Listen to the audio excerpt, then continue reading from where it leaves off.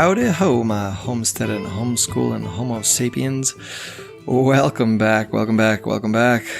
Today's episode 16, which means you can find all the show notes at homesteadsandhomeschools.com/016.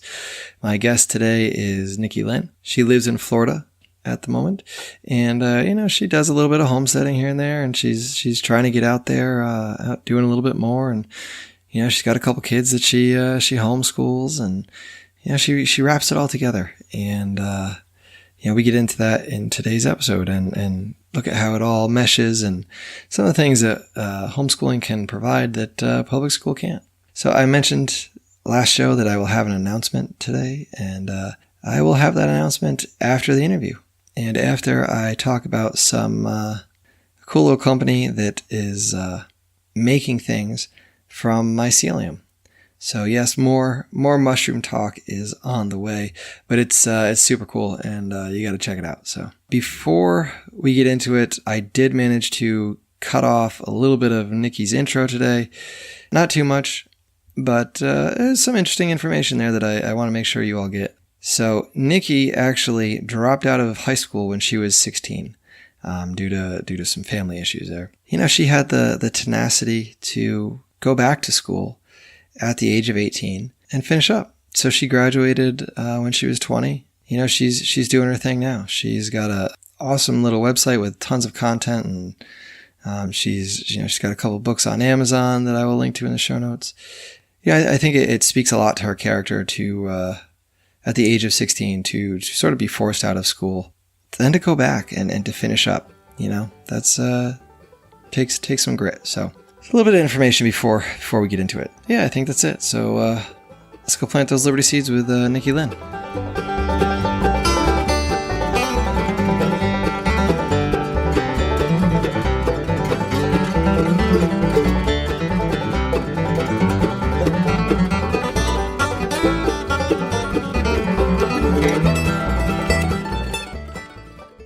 So by the time I got to Florida, my daughter was actually 2. I got back into the whole, I was separating from her father. So I got back into the whole working. I need daycare. She basically went to daycare for a couple years until voluntary pre-K. And I was doing the right thing. I thought were the right things by working as many, 30 to 40 hours a week, and then going to school part-time. And that lasted for years, And then by the time she was in the first grade, I was like getting burnt out by that. I was getting burnt out by not seeing her, mostly by here she was growing up in somebody else's care for all this time. And these are years that I could never rewind. I could never get back. And then I really had like a discontentness with the Florida school system, because at the time when I moved here and I was looking into the daycares and all of this, I believe Florida was ranked 49 out of 50 on the scale of education. Like, I think Missouri and Arkansas or something were the only places that had worse education. So they had done probably some trickery to get their numbers up over the next few years by adding these incentives for, I don't really know everything that goes into that, but I know that they did get their numbers up there a little bit. But I came from the North. I got educated in the North, and nearly all of the states in the North were on, in the top 10, let's say, for education. And I just felt like I already had this thing brewing inside of me, like whatever the people who are caring for her all day are doing, I can do myself, because I certainly know as much as a first grader, right? I certainly know as much as a first or second grader. And I remember when she went to second grade, she only went for 2 weeks. And so I sort of had been brewing with this over the summer. And I really didn't even want to send her back. But I sent her back. And within the first 2 weeks, she came home with some sort of weird sore on the back of her leg where her chair touched the back of her upper leg. And well, this is what I assume. I mean, this is like the area where it was. She's coming from school, and I ended up taking her to the doctor, which they diagnosed her with like 3 different things. And I was just fed up, and I was like, you know what? I am just going to try to do it. Like, I had no idea how this process works or anything, but I just said, I don't care. I'm going to do whatever I have to do to go through the process to get her out of the school and take over myself. It's the beginning of the year. It's the perfect time. And I just went for it. So I've been educating her ever since. Yeah. And it's been one of the most wonderful experiences. Yeah. It really has. Did you, how was that when you first did that? How scary was that? I mean, I for us, you know, we talked about it all summer, and it was still pretty daunting signing that paper in the beginning that said, yeah, my kid's not going to be coming back. I can only imagine kind of having them in and just calling it. I don't know. It wasn't daunting because I was taking over responsibility, but it was daunting because they kept making me deal with with people that were going to quote unquote decide, you know, like that was the daunting part, that I had to keep meeting with people and like stating my reasons. And it was just weird. It was a weird thing. Yeah. Yeah. That's part of it. Right. I mean, there's somebody checking in on you. There's, you know, making sure are you really going to do this for the right reasons? It's kind of absurd, but, yeah. Okay. So it is. And I mean, I think that they use, you know, one or two cases here and there where something may have gone wrong, and they paint it with the same brush over all of homeschooling. You know, they purposely try to do that to discourage it. Yeah. Yeah. It's, I think it's funny because I think homeschooling is definitely picking up in the last few years here. I know, you know, when I was a kid, you know, you're hearing about it more and more, and it seems like there's become a little bit more pushback, as well at the same time that, you know, we don't know about you homeschoolers, not taking care of your kids, you know, but, yeah, I know. So, I took my son to get a haircut today, and the guy at the haircutting place said, "Oh, are they on spring break?" And I said, "Actually, I educate them at home, you know, happily." And he says, "Oh, well, I used to really look down on you hippie dippy types for homeschooling." Yeah. And then goes on to say that now he has come to a different understanding of it because his daughter, who's 13, is in the public school and facing all of these situations that she wouldn't be facing, you know, if she was homeschooled. Yeah. So there's a lot of that. There really is a lot of that. And there's something to be said for that, you know, that kids are not forced to deal with some things.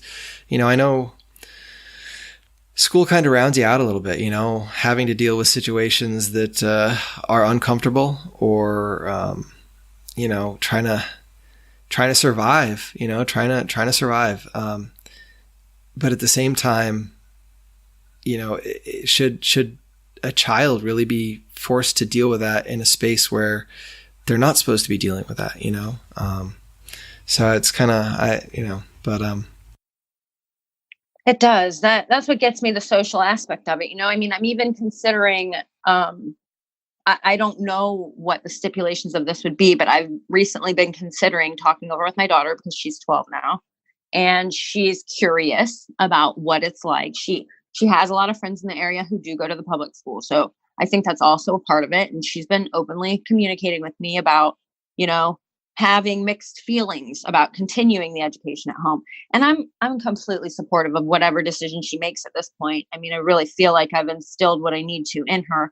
And if she wants to go out and get those experiences, but one of the things we were considering was a summer education, like summer school, you know, just go take a class or two at summer school. So she can sort of, it won't be the same. Don't get me wrong. It won't be the same as in, you know, that tight packed atmosphere of regular school season, but it could be an opportunity for her to start getting more of that, you know, that awkward socialization that you do have to get over it, you know? Yeah. Yeah. And that's what's great about the internet though, and everything, is that there's so much more out there that allows you to connect, you know, to other people that are doing the same things, and you know, meet them and find them out and create your own little social networks, I guess. But, that's true. And that's what we've done. We have taken to the road for the last 3 years. And I have to thank homeschooling, because if it wasn't for that, I wouldn't be able to just leave for 6 weeks at a time and travel across the country. And we have met people all along the way, people who are doing their homeschooling, perhaps different than us, that we absorb a little bit from and bring home with us. Things that we like about other people's style, it's really great. One of the things I love about homeschooling is that there's no one single way to do it, and you can, you have your extreme ends of things, whether it's, straight out of a box and it's public school at home, or if it's completely, unschooled and everything in between. And we all have something else to share. Everybody does things a little bit differently, and, you can learn from that. Picking up, going across country, that's got to be a learning experience in and of itself. I mean, I know. And I take them both along, both of them, and they're so great. And like, we set the GPS and it's like 36 hours and that's with no sleep. Oh man. Right? Yeah. So we're used to these long road trips, but they're so great. We get to see so much. We get to meet people who are traveling down a similar path as us. And yeah, it's been absolutely wonderful. I have zero regrets. Yeah. Good deal. Good deal. Now, and so you have a son, your son is 4? You have a boy and a girl. Okay. Son is 4. Mm-hmm. All right. And so have you kind of started with him yet, or kind of? I have. Okay. We have been going full time now. My days, I really have an eclectic style. So I don't have like a 7-hour focused learning segment. I usually keep it to 3 or 4. And that's more of the structured learning. Right. And so, yeah, I've been working with my son since he was about 3. Okay. And we all sit at the same table in the morning. Usually I'll have my laptop out and I let them know what's going on for the day as they have questions or need help. Sometimes obviously I have to, spend more one-on-one attention with my son, but he's writing, we're doing math. He's learning time, which I hear they're taking I'm teaching him time on an analog clock. So apparently he's going to be smarter than high schoolers.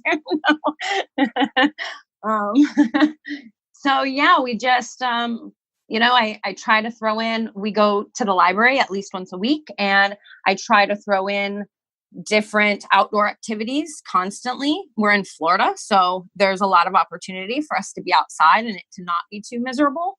And, and every time we go to a new city, we try to go to the, their natural history museum. We try to learn about it. And the rest of the time during the day that I'm not doing this structured learning, we're still learning. My son helps me cook. My daughter's writing her first book, and we have all of these things going on that are all really great. And we take learning way past the 3 or 4 hours that it's structured a day. And we make every single moment a moment to potentially learn from. So yeah, that's one of those things, like something as basic as cooking. Those are life skills you need to know. And it incorporates, little bits of math or reading, all these little things. And you're actually accomplishing something at the same time. You're not just sitting at a desk, killing time trying to figure out how to count fractions. You're actually putting it into practice. And there's so much value in that. Really is. Now, do you use a curriculum, or do you have a box that you use at all, or you just kind of? I don't do the box. I considered it this last year, and then I opted out of it. Mostly because the boxes that I've come across all have large segments of religion in them. So I don't know. I'm not particularly religious myself. Although I am open to learning about all religions. Right. I think that it's important to know and understand how somebody maybe got their beliefs or things that have been written down, a long time ago that maybe trying to send a message to us somehow. But I'm just not stuck on one. Right. So it's really not, I don't know. It's just not really, I haven't found any that have really clicked with me, I guess, at this point. So we do some things that come through like the Borders and Books. We go and they have some things, but we mix it up. Yeah. Like if she finds one of the books that we find in a bookstore, geared towards, say, algebra, and she doesn't like the way that it's laid out, we go get another one, and then we have two. Yeah. And we just, we use a lot of YouTube. We do. And a lot of times if it's math that I don't understand, then I want to learn it with her, So I'm like, okay, well, let's figure this out. This is a mystery, let's figure out how to do this. And sometimes it's things I've never even heard of, to be honest. I'm like, I don't know when she'll use it, but it seems to be important to her.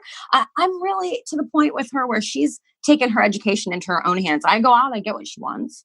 And she's the pusher of things. She's like, well, I don't feel comfortable until I know this like the back of my hand. And I'm like, okay, well then let's figure it out. Let's get you to where you know it like the back of your hand, and she really has taken her own education at this point into her own hands. And that's awesome. I mean, kids will, for the most part, I think kids will facilitate their own education. They find things that really piques their interest, and they'll get into it, and there are kids out there that probably wouldn't want to do anything, and they might learn however else they learn. But I think you can really, if you listen to your kids the right way, and not just let them kind of run all over the place. Right. Yeah, I don't want that to come across wrong. No. She just does whatever she wants. No. But that's it though, right? I think you can, you can give kids that freedom to pick what they want to do what they want to do. And it's okay. That's a good thing for them to learn. And it's a good thing for them to learn while someone else is still there to kind of, knock them back in the right direction if they go too far one way or the other, or, you know what I mean? Yeah. I definitely think there's a lot of value to that. How did so I guess your daughter was she enjoys it, but she's thinking about the public school thing a little bit. She is. I think she feels like she's missing out on something. Yeah. And that is what I don't want her. I want her to fulfill any of her wishes at the age appropriate times that she wants, because I don't want her to look back and say, well, when I was 17, my mom didn't let me go to prom or something, So I definitely think she's got a great head on her shoulders. I have seen her make great decisions when I'm nowhere around, and I don't worry about her in that respect. I guess my biggest concern is that kids can be extremely cruel, and I don't think that she is necessarily understanding of how cruel, so, but I support her decision either way. If she goes back and she decides a month later, this isn't for me, I hate this, I have to ask when I'm allowed to go to the bathroom. Like, I'm not down for this. I have to eat this, terrible food, or I can't eat when I'm hungry, or whatever the situation is. And she wants to get out, then I support her 1,000% in whatever decision she makes. Oh, I think about that, having to make that decision sometimes. It's I don't know, might be scary, might not. I don't know what I would do.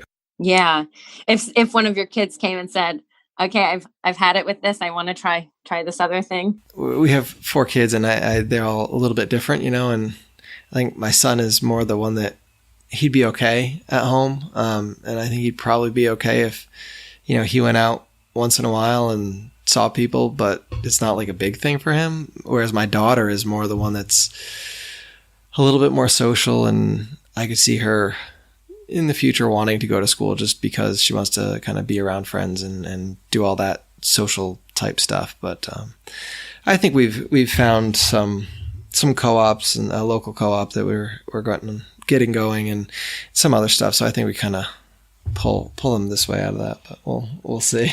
Yeah, that's an excellent idea. And I have a lot on my plate right now, but that's definitely something that I would like to add in the future, is either getting introduced to the co-ops already going here, or starting one up myself. And curriculum is another thing. I'm like, I have this insatiable urge to create my own free curriculum, because it seems like the whole package box deal is hard to come by. You really have to sift and search if you don't want to pay. You really have to sift and search and do a lot of homework and gather what you like out of places. And then I just want to sort of, now that my son's starting fresh, I wanted to create my own that I would just gift to people. You know, whoever wants to try it, here you go. It's all in one box. It's all here for you.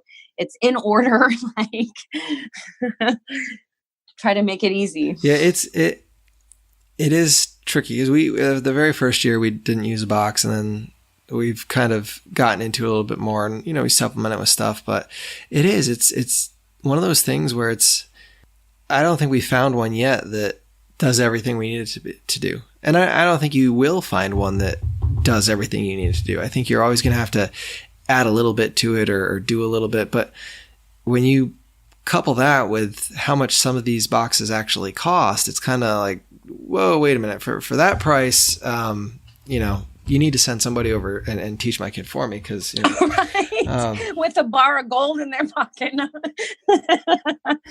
So it is. I'd be interested to hear how that comes out or how you do with that. Yeah, I'm excited. There's a lot of resources out there that sort of are free or are fairly cheap, and they're just this or just that, but there's good information out there that you can pick from. There is. But my problem was being overwhelmed with the free information, and then needing it like all in one place for a specific, I guess I don't like to say a specific year, but generally speaking, what other children, know, what the regular thing that children know at whatever specific year, give or take. Yeah. If a kid moves on from it, then that's great. Or if a kid's behind, then that's okay too. But that was my problem, sifting through all the free stuff and getting everything I liked in one place. So yeah, I'm super interested to do that. And the best thing is gonna be the continued, like, everything in one spot for multiple years, I think, That's one of the things we kind of dealt with a little bit. If you use a box for this year and you don't like it, well, then you're going to go do something else next year. And then maybe the year after you go do something else, and you end up missing some things or getting too much of one thing. And it's a little too erratic. Especially because, it's one thing if you don't use a box at all and they're kind of doing their own thing. At least they're on that path. Yeah, I definitely hear what you're saying though about almost too much of it. My mother she just retired, was a special ed teacher, elementary school, and so she has all sorts of resources that she has shared with us. Nice. And my mother-in-law homeschooled her kids, and so there's a bunch of books from her, but there's just like too much of it, and I don't, you start doing something and you're like, oh wait, I have this book for that, and then you find another book under a pile that you forgot you had because you have too many of them almost, or just all the stuff everywhere, all the different books. And I know, it takes over. It really does. It does. Yeah. But all right. So and your son, is he enjoying it for the most part? He is enjoying it, I believe, less at this point than my daughter was when I pulled her out of school and stuff. Although I do find him from time to time, I don't force anything on them. I won't, if he's like acting like he doesn't want to participate in the morning when we pretty much have the drill down, we all know what we're doing in the morning. And if he chooses to not participate, then it's not going to be that he can run off and play, I don't know, some game or something. Right. He's going to be limited to what he can do until these other things get done. So he doesn't really give me too much of a hard time, but I have seen him very proudly, I might say. I have seen him just go over and start wanting to work on something, start like pick up his book and start saying the letters out loud and trying to sound them out, or go up. He has a little board that he has to write the date on in the morning, and go up and, start trying to remember what was on it the day before so he can write the date and stuff like that. I have seen him take the initiative into his own hands. He doesn't do it as often as my daughter. She's a little older. And he does put up a little resistance from time to time, but he's only 4. Yeah. And that's sometimes I have a hard time remembering that sometimes. My daughter's 6 now, but like trying to remember how old they are and that sometimes your expectations are a little more than what they can handle sometimes, Yeah. But all right. So now you do a little bit of homesteading type stuff here. Do you incorporate that at all into your schooling? Of course. This is what we do in the summer. I have a friend of mine who's an organic farmer up in Massachusetts. Okay. Yeah, Massachusetts. So he has been assisting me this last year. He assisted me with some of the things we've grown. And we are in the habit of doing everything from start to finish, from seed to picking it, all of us. So we know the drill. And right now we're actually on a property that we don't own. We are renting the land. We're in a structure that's ours, but we're renting the land. And it's, so because of that, we can't have anything too permanent, right? Because we plan on picking up and moving here shortly. We're looking at land now, but, just the things we have are less permanent than what we would have after we get the land, right? Yeah. So, but I do incorporate it. They've been doing it since my daughter's been doing it since she was, since I moved here, since she was 2. And if she could have remembered when she was 9 months, she would have known I was doing it then. I've always been like a person who wants to grow what I eat, I guess. Yeah. So, and we know people who have all kinds of chickens and everything. I mean, we're not going to have a problem getting anything like that going for the second we get the land. We've only been looking for about a month, but, it's coming up in the future. And I plan on recording it, documenting it from start to finish, okay. Getting it out there on YouTube, showing people the entire process, encouraging other people to want to do this, because I think this is where it's at. When you eliminate the amount of money you have to pay out every month, or at least decrease it, mm-hmm. Yeah. then you become less strapped and you become less dependent on Federal Reserve notes. So that's sort of the idea. Yeah, no, I think there's, I think there's a lot of value in that. The fact that, just producing it yourself, knowing where it came from, that's worth something. And sometimes it can get expensive. I mean, chickens are not, they're so easy, but then they cost so much at the same time. Unless you can let them free range, unless you we did that, and then the dogs got them, but. That's right. Yeah, something's gonna get them around here. I can guarantee that. But yeah, it's something. It's good. I think that self-reliance, to be able to really depend on yourself. To not worry about not necessarily not worry about, but not depend on the state to take care of you. Mm-hmm. That's worth something. And I think we kind of, in general, it's not something that is hugely important anymore. It doesn't seem to, I think it's coming back a little bit. I think we're seeing more people kind of get down with the whole second generation back to the land type thing. But I don't know. I can only hope. I felt like I was born in the wrong time. Yeah. I was born like 50 years too late. Oh my goodness. So, are you guys looking, do you have any idea how much property you're trying to find? I mean, I don't, when I think of Florida, I think of like nursing homes and like horse farms. Probably, Yeah, that you just described everything I see when I get off the property. I'm literally in a community at this moment that I believe 60 or 70% of the population is above like 65. Okay. So it's very much that. And I'm also in horse country. So there are horse farms. I mean, we're looking for about 1 acre to 2 acres at this point. Mhm. But ultimately, in my own mind, my complete dream is to run like an eco village, you know, a self-sustaining eco village where we can co-op, welcome my struggling friends who have children who are like, this sucks, I'm working all this time, I never see my kids who are going through the same thing that I went through in the beginning, and welcome them and say, come join our community. You can leave all that behind. We can all depend on each other, and we can all, because it becomes easier. I mean, I think this is something the Amish definitely got right. Mhm.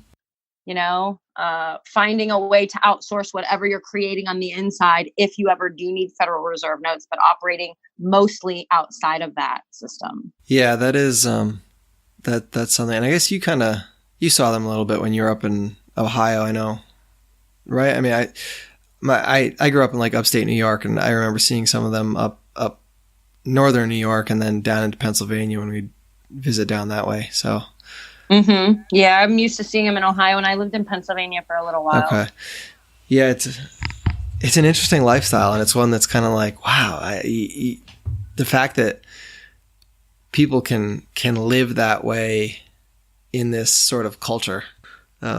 It's impressive. Well, and how does the government not mess with them? That's what I can't, like, I want to get in good. I want to get in good with somebody who's willing to let me write a blog post about how the government does, or maybe it does, and I just don't realize.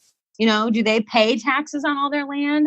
Once I saw a meme where an Amish guy with a horse and buggy was getting pulled over, but does that really happen? I don't know. I never really thought about that. That's an interesting.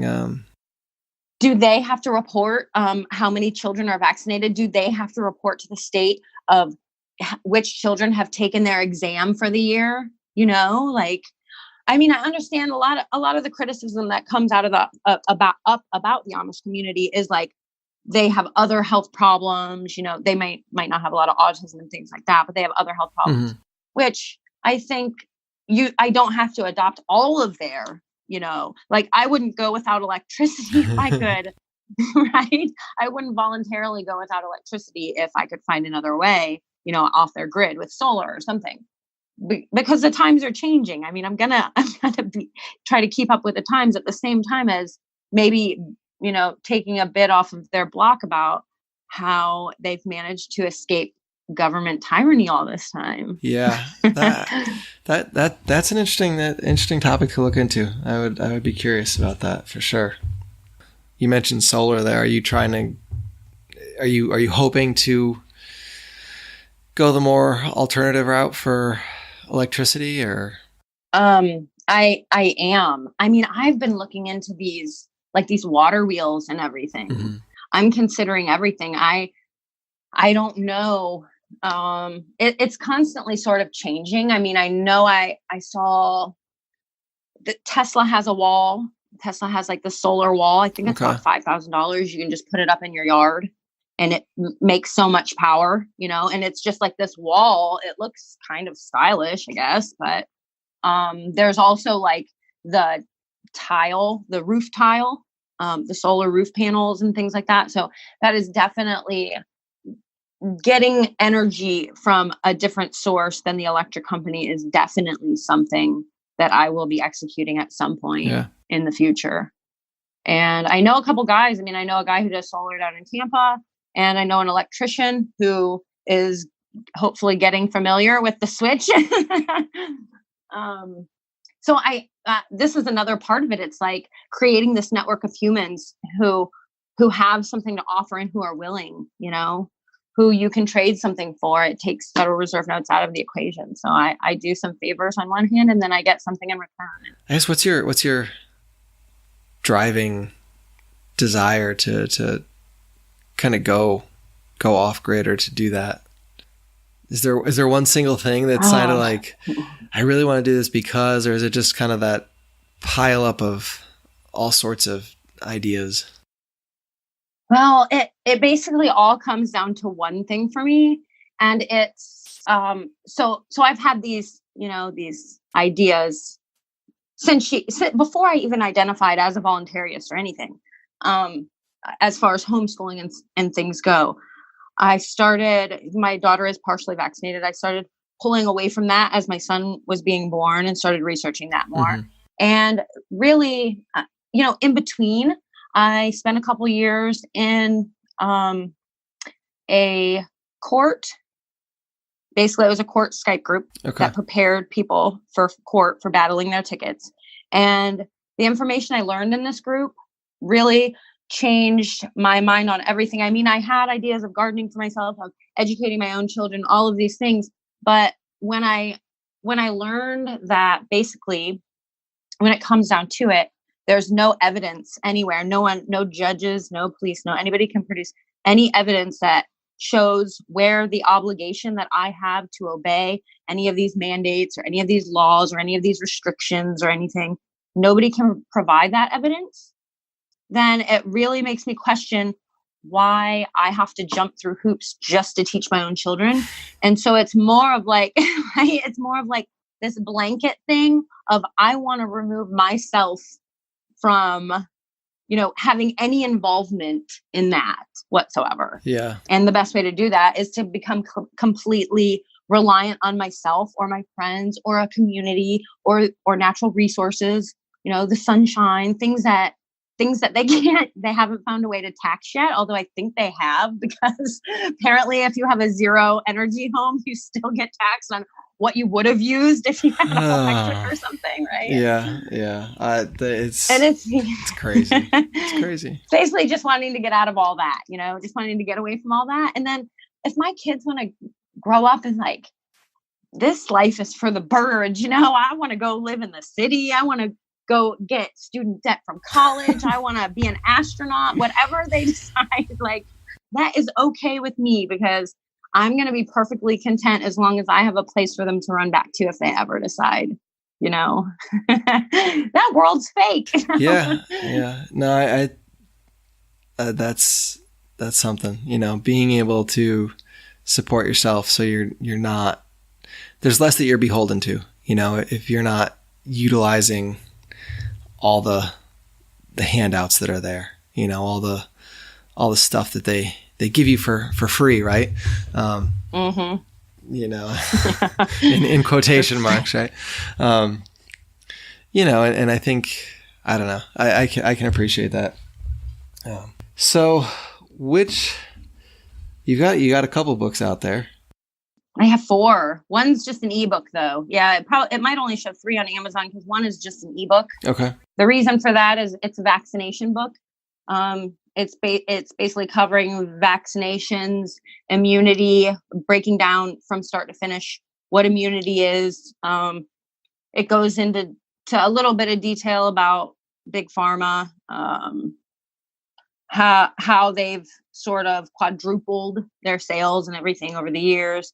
It goes into just a lot. It was everything I found on my own research. I just kept there, yep. And it's all direct links. So I got tired also of having these debates where people are like, well, I had to keep repeating the same thing over and over and over. And I'm like, look, you want to know, just go here. Everything is in one place, but it's all direct links back to government websites where the information was retrieved so that not all government websites. I mean, there's websites on there that host the academic papers and things like that.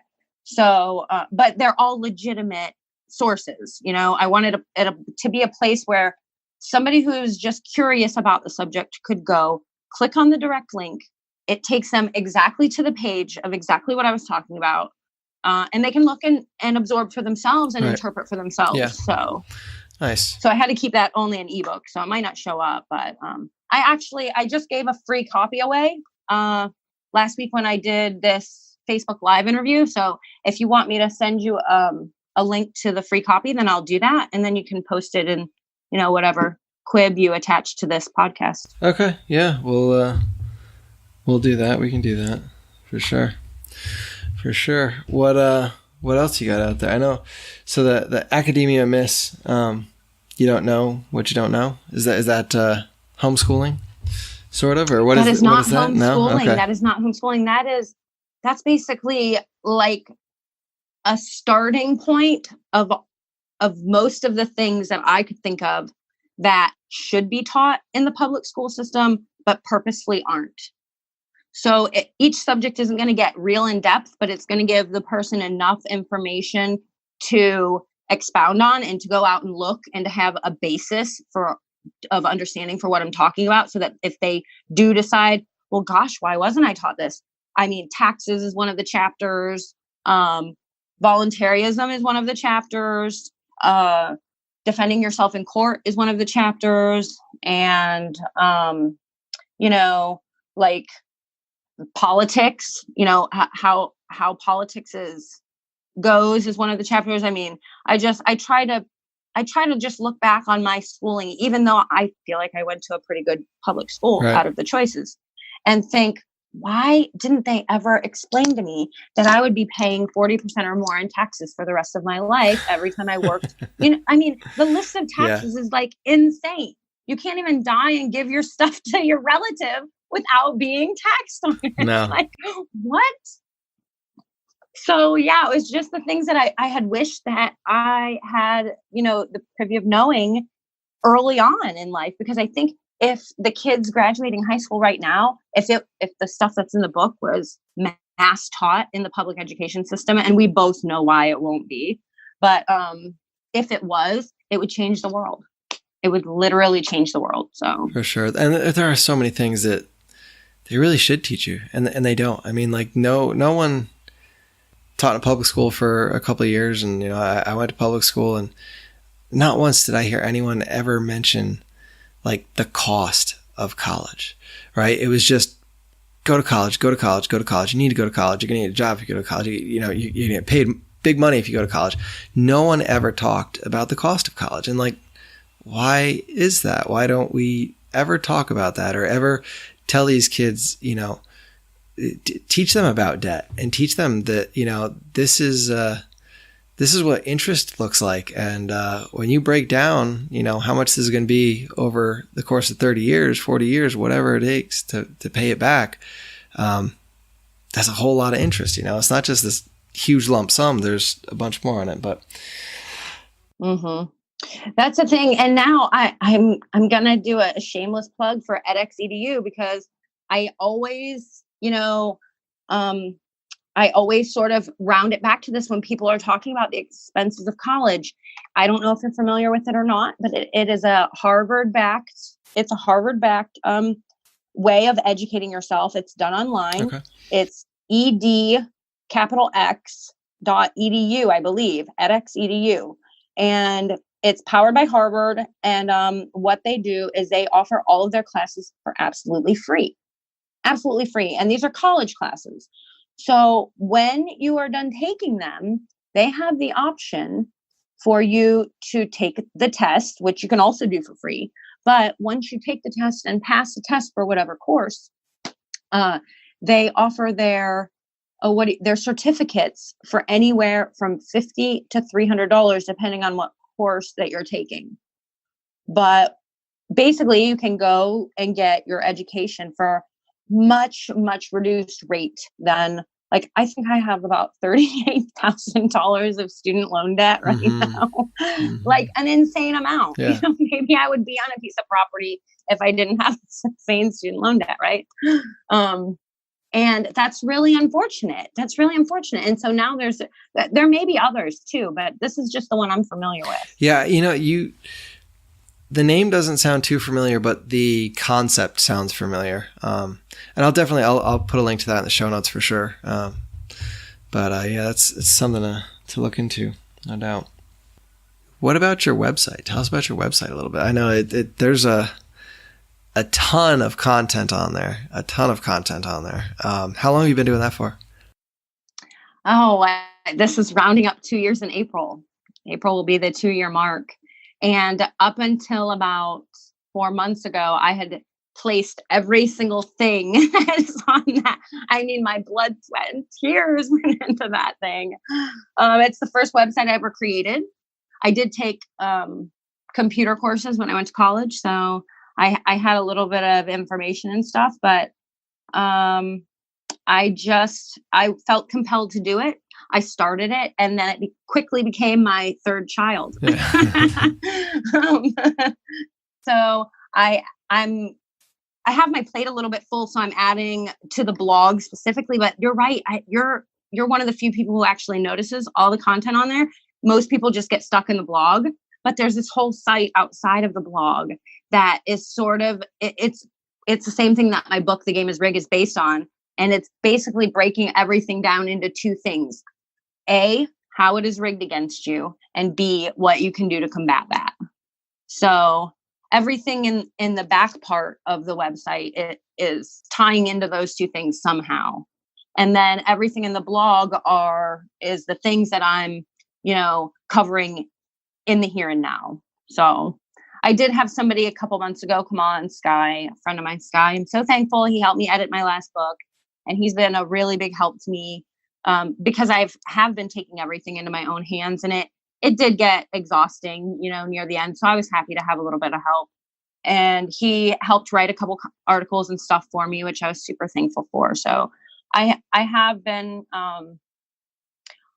sort of allowing, other people. It just got too much. Yeah. And I feel like at first I was like, no, I have to do everything because I need it to be right. Not that anybody was standing in line to help, but it's a lot of work. Go ahead. No, it's a lot of work is. Putting all that stuff together, all that information out there in a way that's accessible, and to try to do it all on your own, especially when you have kids and you're trying to homeschool them and everything else going on. It's it's not easy. All right. Anything else you want to tell us about before I let you go? I mean, I just want to say that I'm so thankful that you had me on, and this is going to be a great opportunity for me. And I really can't thank you enough. And we're having a gathering. It's the Agorafest, right? Yep. And it is going to be in Gainesville, Florida. We are looking for people to set up booths. We are looking for bands, and it's going to be,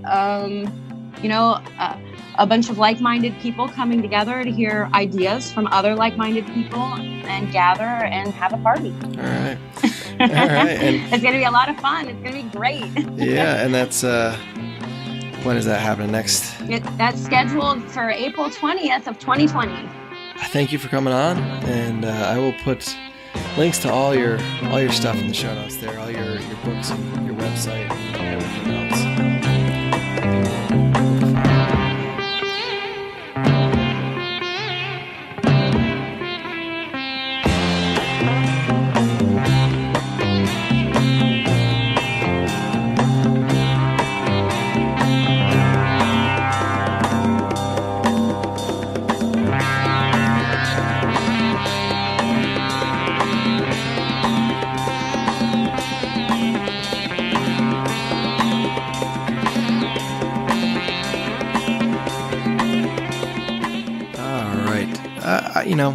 I'd be lying if I said I loved every day of homeschooling. If I thought, if every day was peaches and cream and strawberry sundaes and unicorns. It's not. It's not. But the thing that one of the things I love about homeschooling is just, you think about what Nicki does, being able to pack up the kids and go for a vacation and travel across country and do stuff like that and use that as a learning experience. That alone is unique to homeschooling, and I think makes it worth it. We don't. My family doesn't necessarily travel across country like that, but we invest our time in other things. At the top of the show, I said I was going to tell you a little bit about some mycology stuff, and so mushrooms. When you see a mushroom growing, that's actually the fruit body. If you think of like an apple tree or a pear tree or an orange tree or something, the mushroom is the actual fruit. It's the apple on the tree. It's the orange on the tree. Underground is something called mycelium. It's almost like the root structure. Sometimes you can see it, sometimes you can't see it, but it's always there. And for some time now, people have been doing research on it. It's recently, you can use the mycelium. Different companies have figured out that you can use mycelium any number of purposes. That it's not just this thing that we can use to grow mushrooms from. And so this company is called Ecovative Design. You can find them at ecovativedesign.com. And they use mycelium for a couple of different purposes. One that I'm not entirely sure I would be down with is food. They say that it's a natural edible ingredient for structure in plant-based and cell-based food applications to deliver whole cuts of, quote, meat, unquote, to the dinner table. So basically, I think that they're growing this mycelium as a meat replacement. I imagine it's maybe like tofu in that, you can marinate it and it'll pick up the flavor. So maybe you marinate a side of a big steak, a mushroom steak, sort of a mycelium steak, and marinate it in some barbecue sauce, and it'll taste good. I don't know. It's not quite my thing. And they call it part of clean meat. They're advocating that this is a good replacement for vegan culture, vegan diets. But really, for me, I think it's really cool because they're using mycelium for packaging. You can sort of create a mold, and you can grow your mycelium to fit the mold. And then you can, pack whatever it is into this pre-molded mycelium. And it's kind of, they use it as a replacement for styrofoam. They say it takes 9 days to grow, so it's not that long. Like I said, it's custom. You can put it in whatever shape you want. And, it's flame resistant. It's biodegradable. And, that's huge, I think. You can throw it out and it's not a big deal. Whereas some of the other stuff, your plastics and, you get into some other concerns. This technology has been out there. They said since 2007, they've been using it for packaging. And they compare it to hemp in terms of competitiveness, I guess. And then they have something called Mycoflex, which is, again, it's made out of mycelium, but it's kind of make it like a foam in that it's flexible. And you can use it. They use it in textiles. They use it in footwear, apparel. I don't know how it all works, but it's there. And it's, you can go read up on this stuff. It's very cool. And, this stuff is out there. This sort of technology is out there. So go check it out. Yeah, so at the end of the interview today, you heard Nicki mention Agorafest. Agorafest is going to be in Gainesville, Florida. There will be some speakers, there'll be some workshops, there'll be some music, some agorist type marketplace. And that's going to be happening in April 20th of 2020. And in that list of speakers there, Nicki Lynne, the lady you heard today, will be there. My guest from episode 4, Sherry Voluntary, will be there. And I will be there as well, doing a little workshop on how to get yourself started homesteading. I'm not entirely sure how it will look yet, but I imagine we'll go over some different types of gardening and some things to think of as you set yourself up as you go ahead and try to get started providing a little more for your family. Also will be Derrick Broze, Gary Chatier will be there, and there's a list of people. And the website's not quite up yet, but when it comes up, I will no doubt post that up here, and we'll get into it, and it'll be cool, and I'll keep you guys all updated, and should be interesting. I'm not a big fan of public speaking, so we'll see. It's easy enough to do behind a microphone when no one can actually see you, but gotta get over your fears sometime. So I guess a year is plenty of time to plan. So no excuses there.